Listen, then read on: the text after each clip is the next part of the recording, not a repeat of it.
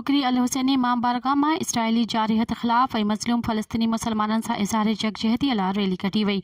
Rally में वॾी तादाद में शहरनि शिरकत कई, जेका शहर जे मुख़्तलिफ़ बाज़ारनि खां थींदी प्रेस क्लब पहुती, जिते अॻवाननि मौलाना इरफान हैदर आबिदी, ज़वार काज़ी ज़ेब जुनेजो, अल्ताफ़ जुनेजो ऐं ॿियनि ख़िताब कंदे चयो त इसराइली फ़लस्तीनी मुसलमाननि ते ज़ुल्म जी इंतहा करे छॾी आहे। हर रोज़ बेगुनाह मुसलमाननि ते गोलाबारी वसाई केतिरनि ई फ़लस्तीनियुनि खे शहीद कयो पियो वञे।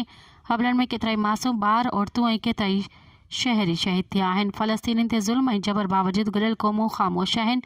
अॻवाननि चयो त अक़वाम मुतहिदा ऐं ॿियनि आलमी इंसानी हक़नि जी अलमबरदारनि खां मुतालबो कयो त फ़लस्तीनी मुसलमाननि ते ज़ुल्म जबर बंदि करायो वञे। ॿी सूरत में पूरे मुल्क में सख़्तु एहतजाज कयो वेंदो। मज़ीद ख़बरनि ऐं तफ़सीलात लाइ विज़िट कयो असांजी वेबसाइट www.awamiNewsHD.com ऐं ॾिसंदा रहो अवामी न्यूज़ HD।